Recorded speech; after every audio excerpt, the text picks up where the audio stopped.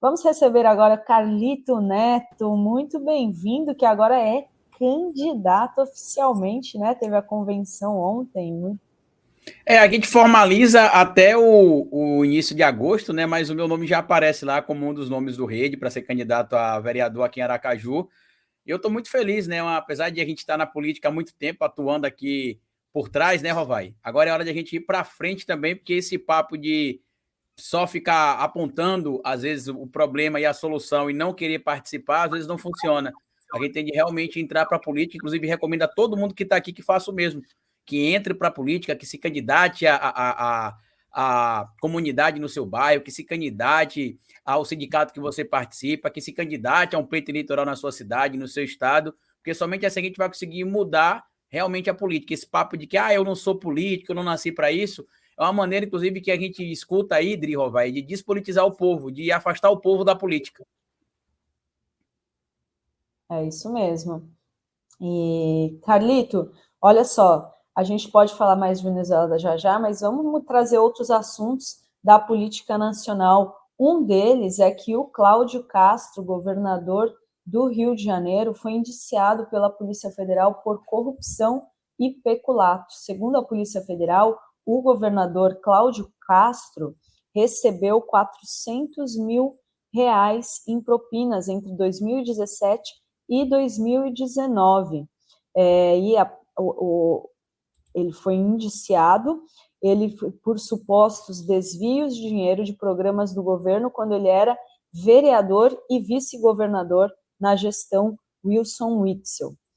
O relator do caso no Superior Tribunal de Justiça, já que o Castro tem fórum privilegiado, será o ministro Raul Araújo, que é próximo ao ex-presidente Jair Bolsonaro. Segundo a Polícia Federal, Castro recebeu esses 400 mil reais nessa época, que teriam sido entregues até numa viagem à Disney. Olha só, em uma operação realizada em dezembro de 2023, os agentes da Polícia Federal encontraram 128 mil e 7,5 mil dólares em dinheiro vivo na casa de Vinícius Sarcial, irmão do governador. E os investigadores ainda recolheram planilhas com nomes, valores e porcentagens em uma espécie de contabilidade da organização criminosa. E o Castro teria recebido propina em dinheiro vivo em casa, no estacionamento de um shopping, na casa de um assessor e na sede de uma empresa com contratos com o Estado, e durante uma viagem à Disney, o governador teria sacado propina de um suborno depositado por um empresário, então, segundo o relatório da Polícia Federal, que indiciou, então, o governador do Rio de Janeiro, Cláudio Castro, do PL. E aí, gente? Sabe o que é interessante de tudo isso, Dri Rovai? Quem não aparece nessa lista é a Benedita da Silva, né? Se você pegar os governadores do Rio de Janeiro de 20 anos para 25 anos para cá, né, Rovai? Você não tem o nome da Benedita da Silva, você não tem a Benedita da Silva sendo presa, você não tem a Benedita da Silva sendo responsabilizada por atos de corrupção. E no caso do Cláudio Castro, é bem importante que ainda, se não me falha a memória, no final do ano passado, quando isso chegou a viralizar nas redes sociais, inclusive que o irmão dele ali de criação estaria envolvido nesses esquemas de corrupção, supostamente, a polícia teria encontrado, Dri Rovai, vídeos do tal encontro no estacionamento. Então, por isso que a situação do Cláudio Castro é complicada, porque não é uma coisa da boca para fora da polícia. A polícia do Lula, como eles costumam dizer, né, estaria perseguindo um aliado do Bolsonaro. Não, tem vídeos que comprovam que ele teria ido em um shopping no Rio de Janeiro, supostamente, receber este tipo de pagamento. E aí, para quem está comentando sobre o caso envolvendo o Raul Araújo, né, que eu não sei nem se eu diria só que ele é próximo ao Bolsonaro, viu, Dri? Eu me arriscaria a dizer aqui que o Raul Araújo, ele é bolsonarista. Porque a gente vê que as decisões que ele tem tomado em relação a tanto o clã Bolsonaro quanto pessoas próximas ao bolsonarismo, né, desde o governo Bolsonaro e durante o governo Lula também, meio que deixa evidente ali qual que é o posicionamento do Raul Araújo. Mas neste caso, eu acho que vai faltar fundamentação para ele tentar livrar a cara do Cláudio Castro. Que você tem o nome do Cláudio Castro apontado em listas de pagamento, você tem o nome do Cláudio Castro vinculado a um vídeo, supostamente, que ele estava recebendo propina em um estacionamento no shopping center no Rio de Janeiro, e que a polícia, inclusive, conseguiu encontrar esse vídeo. Você tem relatos, como a matéria traz, inclusive, de que o Cláudio Castro sacou dinheiro oriundo de propina fora do Brasil também. Então, eu quero entender qual será o malabarismo político do Raul Araújo. Só que aqui tem uma interrogação, né? Nesse caso. Por quê? Todo mundo vai lembrar que a BIM Paralela colocou um espião no Palácio das Laranjeiras, que trabalhava ali como assessor do vice-governador naquele momento, o Cláudio Castro. E que uma das coisas desse espião, supostamente, era conseguir informações para o clã Bolsonaro.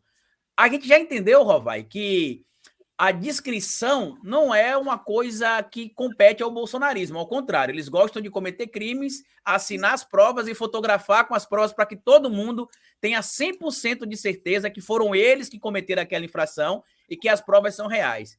O grande problema, que eu acredito que vai ter uma pressão no Raul Araújo, Rovai, é que o Cláudio Castro pode pegar o telefone e falar: e aí, Jair, como é que vai fazer? Você vai conversar com o Raul ou eu vou ter que conversar com a PF para a gente resolver a situação? Eu acho que o grande problema disso tudo é isso. Bolsonaro vai intervir, vai dar aquela ligadinha para o Raul Araújo para salvar. E foi o Cláudio Castro que salvou o Flávio Bolsonaro. E eu estou afirmando isso para vocês porque, com a queda do Witzel, quem indicou, Rovai, o novo chefe do Ministério Público do Estado do Rio de Janeiro foi o Cláudio Castro. E foi o chefe do Ministério Público, supostamente, que, em tese, aliviaria a barra com os problemas que o clã Bolsonaro teria com o Ministério Público do Rio de Janeiro. Então, será que o Cláudio Castro, quando for apertado ali, né, por um depoimento da polícia, porque a gente viu no caso do Ramagem, por exemplo, que a polícia tinha muito mais prova do que a gente encontrou publicada. Porque tem muita coisa que a polícia não publica porque quer confrontar no depoimento, quer confrontar em outras linhas de investigação. A gente descobriu, por exemplo, esse agente infiltrado no gabinete do Cláudio Castro agora. Isso não está no relatório da polícia que foi publicado, que está para a gente acessar, por exemplo. Então, é a grande pergunta que fica. Será que a Polícia Federal não vai cobrar o Cláudio Castro algumas coisas que eles tenham prova? E o Cláudio fala: eu tenho outras coisas para falar para vocês. Lembra da BIM Paralela? Eu tenho mais detalhes. Como é que faz para a gente fazer uma acordo? Bomba, então, exclusivo. Deixa eu só trazer o comentário do Sérgio Bertozzi. Hora da sessão pessimismo, ele está pessimista com que vai acontecer algo com o Cláudio Castro, se ele vai ser punido aí por essa suposta corrupção. Mas diga lá, Carlito, bomba, então, exclusivo, novidades aí no caso da BIM Paralela? Eu acredito que sim. E para esse povo que fica pessimista, eu queria fazer uma pergunta aqui, né? O que é que essas pessoas acham da inelegibilidade do Dallagnol, da inelegibilidade do Luciano Heng, da inelegibilidade do Bolsonaro, da inelegibilidade do Braga Neto, da prisão do Daniel Silveira, da prisão do Gabriel Monteiro? Eu queria entender, já que não dá em nada, que não funciona nada, que fica por isso mesmo, como é que vocês se sentem, então, vendo essas pessoas presas, os que precisaram ser presos, e aqueles que tinham de ficar inelegíveis, estando inelegíveis? A gente precisa escolher se a gente acredita ou não acredita, porque o Daniel Silveira foi preso, né? A gente precisa lembrar disso. O Gabriel Monteiro continua preso. O Bob Jeff, preso. Então, assim, a gente precisa meio que alinhar o discurso aí. Ou a gente acredita na justiça, ou a gente não acredita. É claro, Dri, Rovai, que o tempo da lei é diferente do nosso tempo. Eu vi até algumas pessoas questionando o Paulo Gonet, que se o Paulo Gonet vai se posicionar, se não vai, porque está demorando muito. O Paulo Gonet tem um prazo legal, gente, para se manifestar. Neste momento, se não me falha a memória, a PGR está em recesso. Se eu estiver errado aqui, alguém me corrija, por gentileza. E o prazo que o ministro Alexandre de Moraes deu para ele de 15 dias, Rovai, se não me falha a memória, só começa a contar a partir do início de agosto. Muita gente está contando desde a época da decisão do ministro Alexandre de Moraes que o PGR precisaria se manifestar, mas se não me falha a memória, ele tem direito de se manifestar contando a partir do início de agosto esses 15 dias.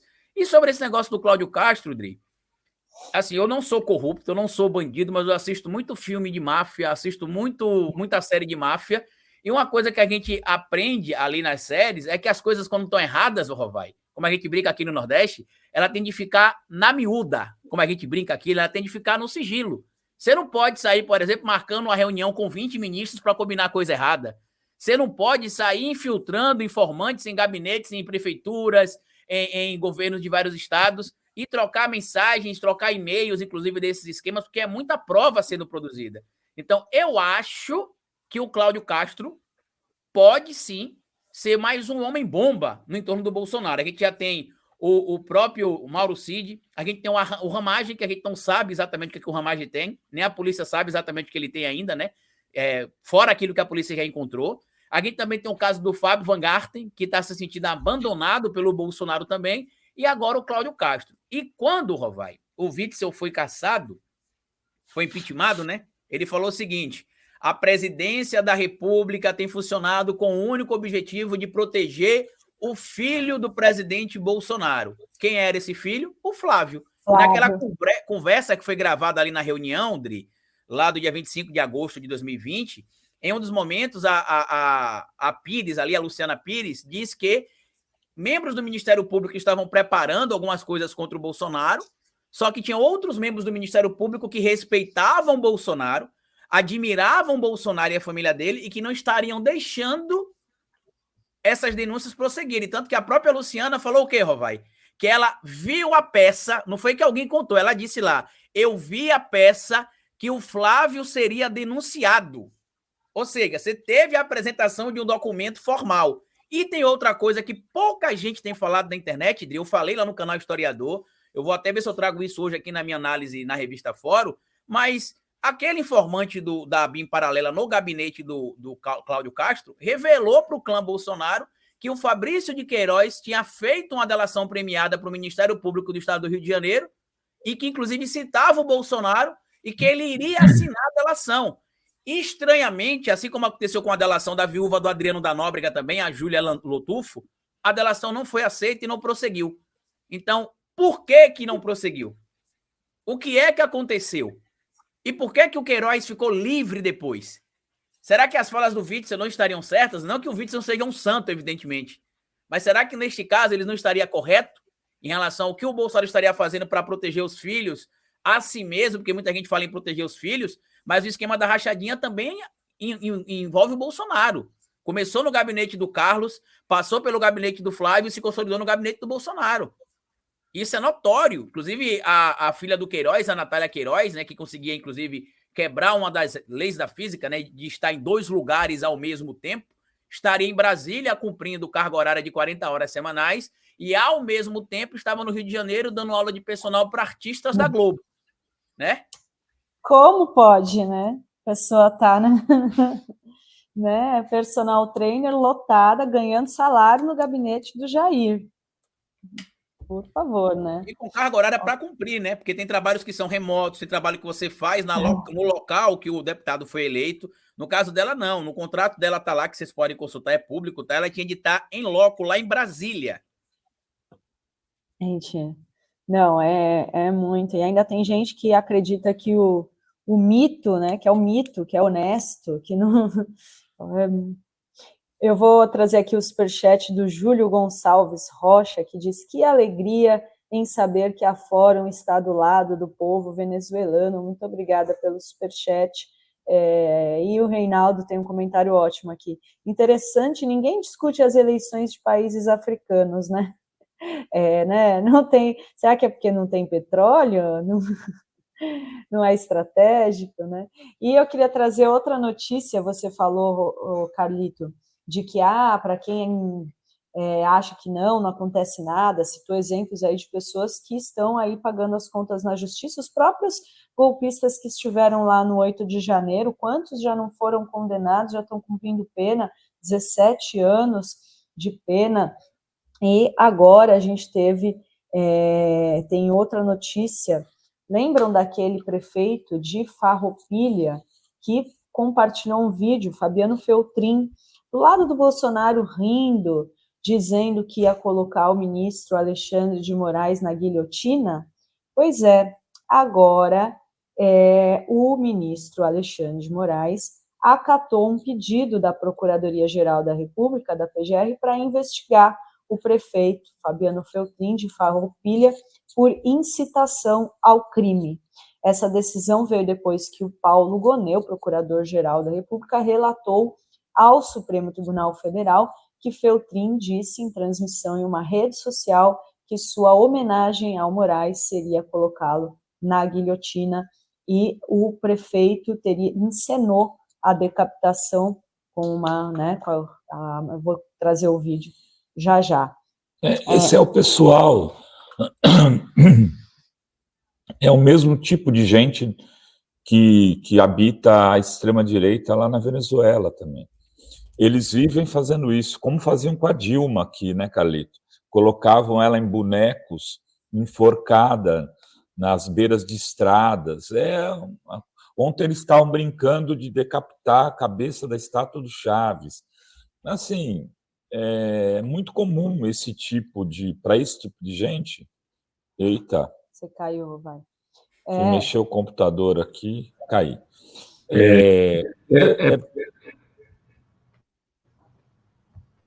Para esse tipo de gente, decapitar, colocar, metralhar, que nem aquela Júlia Zanata, que usava uma camisa com um cara metralhado com 9 dedos. Não era minha mãe, era o Lula. Era o Lula. Né? É essa a ideia o tempo todo de violência que eles propagam. Exatamente. Vou passar o vídeo aqui, já passo para o Carlito comentar, mas, assim, claramente, aí vocês vão ver, uma incitação ao crime. E, segundo, ao acolher a solicitação da PGR, Moraes determinou o encaminhamento do caso à Polícia Federal, que terá 60 dias para realizar as investigações e apresentar um relatório à Suprema Corte. O ministro enfatizou a gravidade da conduta atribuída ao prefeito e a necessidade de apuração rigorosa do caso. Olha só o vídeo, vocês vão ver se não foi uma incitação pesada. Você foi a estátua em homenagem ao Alexandre de Moraes? Aqui não tem isso. Aqui não tem isso. A homenagem pra ele eu vou mostrar qual é que é, Vitorino. É só botar ele aqui na guilhotina, ó. Tá aqui a homenagem pra ele, ó. Boa!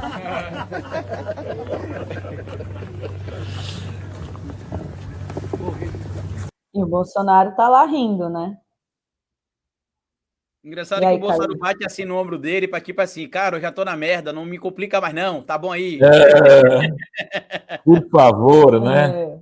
Que ele bate assim, você viu, Roberto, no ombro dele, assim, tipo assim, peraí, segura a onda aí.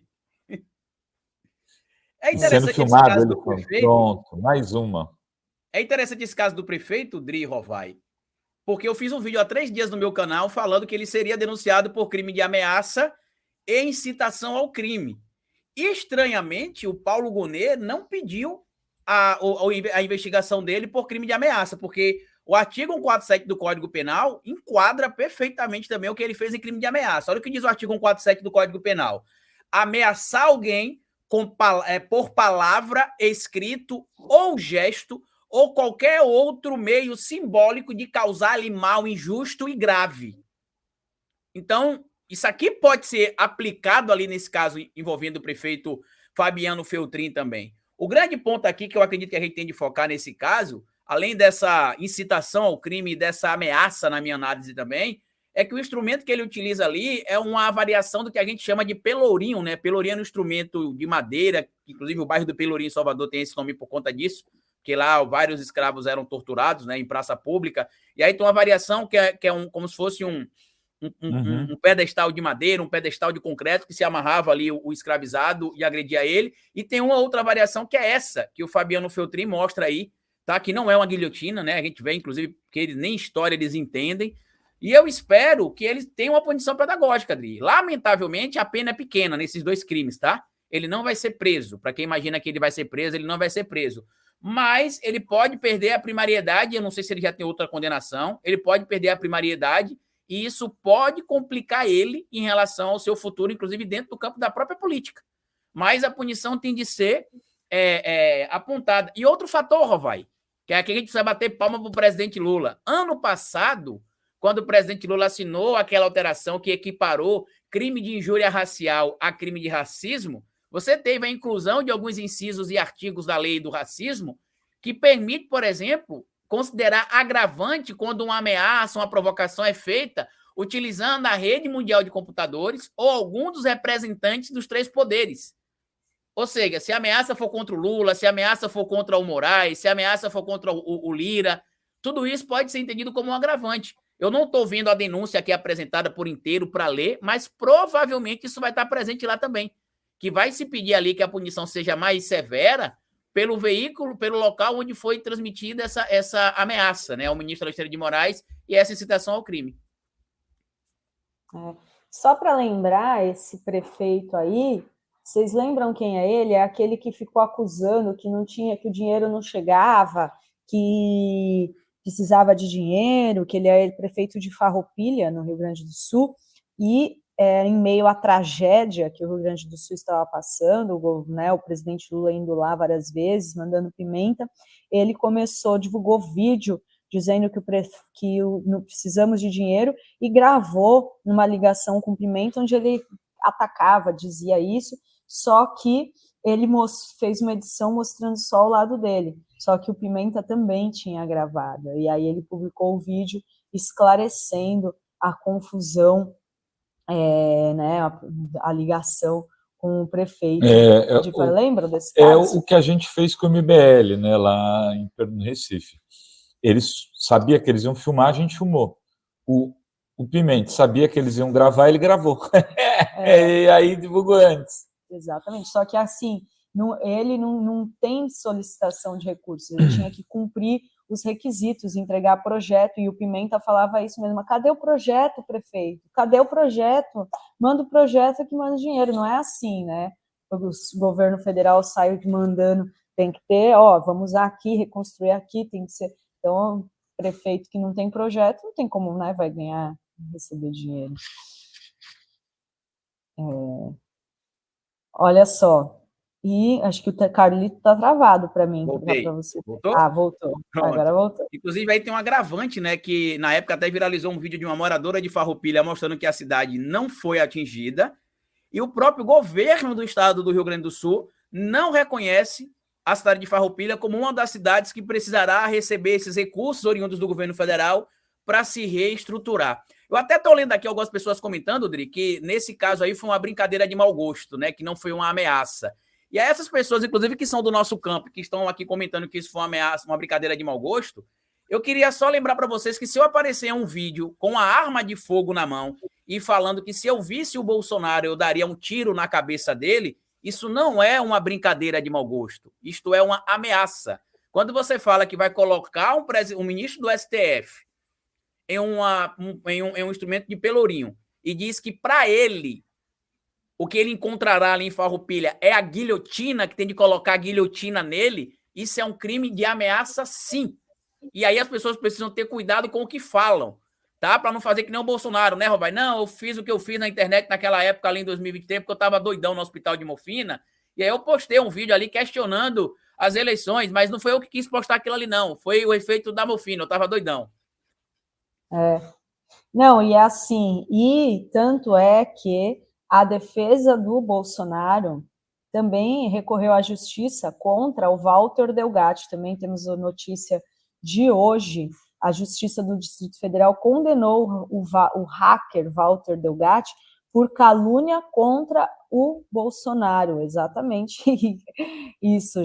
Juiz Omar Dantas Lima, da Terceira Vara Criminal de Brasília, condenou o hacker Delgatti por calúnia contra o ex-presidente, e essa decisão fixa a pena de 10 meses e 20 dias de detenção a ser cumprida inicialmente em regime semiaberto, além do pagamento de 17 dias multa, que o valor ainda será calculado. Cabe recurso, e na decisão o juiz concluiu que o delito ficou caracterizado, já que Delgatti teve a intenção de atribuir a Bolsonaro um fato que é crime, sabendo que a afirmação é falsa.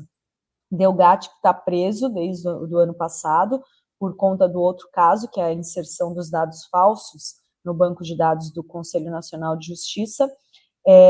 Então ele, né, já está preso. E olha só, o caso envolve o depoimento do Delgatti na CPI mista dos atos golpistas em agosto do ano passado, quando ele acusou o Bolsonaro de grampear o ministro Alexandre de Moraes. E a defesa do Bolsonaro acionou a Justiça de Brasília, alegando que o Delgatti cometeu crime contra a honra do ex-presidente. Segundo o magistrado, Delgatti deu as declarações diante de parlamentares integrantes da CPMI, cujas sessões eram transmitidas por diversos veículos de imprensa com grande repercussão no país e no exterior, mormente em função da internet e das redes sociais. Então, tá aí o Bolsonaro também recorrendo aí à justiça contra, né, dizendo que foi aí, então, caluniado. Embora, né, sei lá, né, será que é calúnia? Pois é, né, quando a mentira contra o mentiroso, ela deveria ser perdoada, né? Se o hacker mentiu, cara, então, o que o Bolsonaro já cometeu de impropérios, de crimes de fake news, por que ele nunca foi condenado, né? É estranho isso.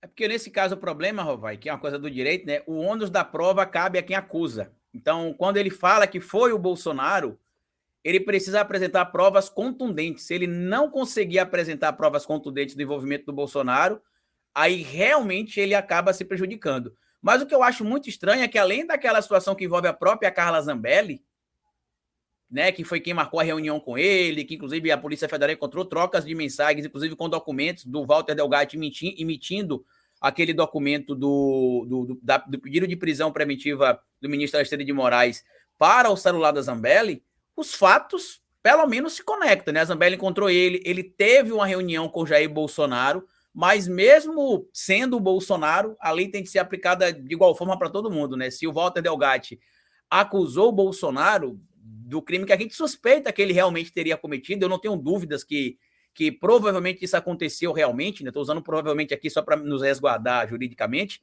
mas se ele não apresentou as provas, infelizmente ele vai ser punido por um crime que a gente sabe que provavelmente o Bolsonaro realmente cometeu, né? Eu tenho a concepção que ele cometeu esses crimes que o Walter Delgatti denunciou, mas se não tiver a publicação de provas ali na hora do depoimento dele ou na hora das investigações, infelizmente ele acaba rodando mesmo. Muito bem, deixa eu agradecer Mini Mundo do Cinema, que manda aqui um super sticker, e o Décio Amadil também, que manda um super sticker. Muito obrigada. E o Beto Leite, que coloca aqui, querem fazer o mesmo com a Petrobras. O fascista Tarcísio quer privatizar a Petrobras. Cuidado com essa gente. Tarcísio aí que já né, vocês viram, capa da Veja. Que todo governador de São Paulo, de direita, é presidente da República 3 anos antes da eleição. É impressionante. Não esqueça de combinar com a gente aqui do Nordeste, né, Rovai? Pois é.